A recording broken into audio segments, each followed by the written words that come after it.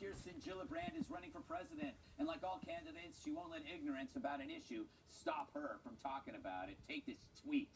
Quote, if we want to end the opioid epidemic, we must work to address the root causes of abuse. That's why Senator Cory Gardner and I introduced legislation to limit opioid prescriptions for acute pain to 7 days, because no one needs a month's supply for a wisdom tooth extraction.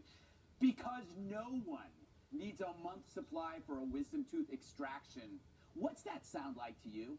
The invasive hand of the arrogant bureaucrat. Hey, we don't think you need these drugs, so why should you have them? It's government excess in everything but clear thinking, where you cure individual problems with an overdose of bureaucracy. And she's dead wrong on the root causes. First, you want to target the abuse? It's not painkillers for surgery or acute pain or, hell, wisdom teeth, you wacko. It's street fentanyl and the mixing of recreational drugs. It's multiple drug abuse, not patients looking to ease severe pain. A 2018 study found that just 1% of people on prescription pain medications after surgery actually misuse them. But politicians love the phrase epidemic. It's fake smart, and it only indulges the media while punishing the lawful. Here's what every good doctor knows. All post-surgical pain is different, as is patient response to medications. Body weight's a big factor. But Gillibrand is your typical hack, targeting the law-abiding while the lawbreakers skate. So stock up on your painkillers now. If she becomes president, you're going to need him every time she opens her mouth. Oy vey. Yeah. I want to argue with you on this. All right, go for it. Well, you'll be wrong, but let's do it. Yeah. Maybe I should just shut up. But anyway, so very quickly though, yes. If I was talking to you about cocaine and heroin, yes, and I said, you know what, Greg, I think the government should make them illegal because it leads to high levels of addiction, epidemic, what would you say? I would say that's not an argument for banning something, because you can be addicted to almost any medication. Because the potential for addiction should not lead to a ban of anything. Well, it's nobody's business. Well, wait a second. So why is cocaine and heroin banned in this country? That's a good question. Oh, okay. Because you're consistent. But I must say, in her defense, she says that if you are a cancer patient or suffering from chronic pain, this doesn't apply to you. Yes, but acute pain. I mean, it's also the doctors should be the ones that are in the driver's seat. Well, they would be, because they'd say this is a cancer patient. That's not what she says in that tweet. Right. I'm sounding like squeaky. I also feel like my voice. It's one of those things also of a candidate, a politician, trying to solve something, but she's solving the wrong problem. Exactly. So if you remember back in the 2015 presidential election cycle, when the candidates went up to New Hampshire, what was the first question they were asked at their town halls? Consistently, over and over again, it was about the opioid crisis. Yeah. The question will be for President Trump is, going into this year's cycle, is that the first question? Yeah. Has the question changed? And has he been able to do something that he said he would do?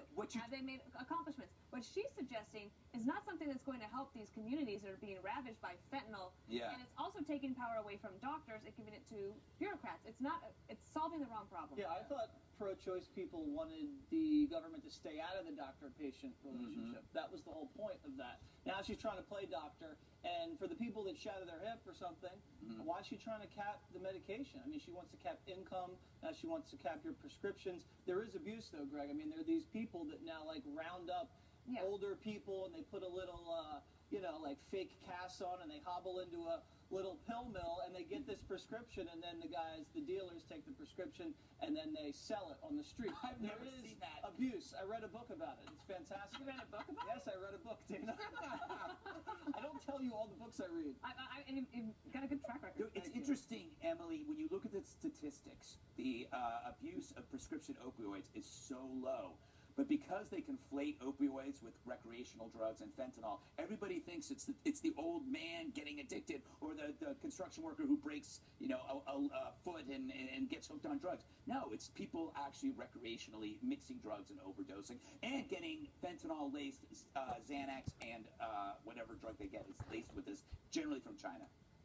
That's not a question. I just wanted to get that out there.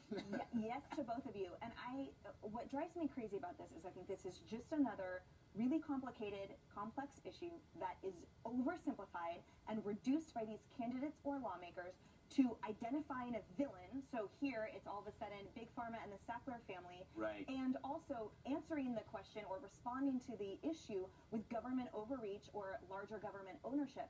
Now, in 2006, I want to say, there was a multi-state settlement with Purdue Pharma, and that's the Sackler family, obviously. And that acknowledged, and they acknowledged, that there was fraud dealing with consumers and the physicians. And what happened 3 years later? Gillibrand accepted money from the Sackler family for her then campaign.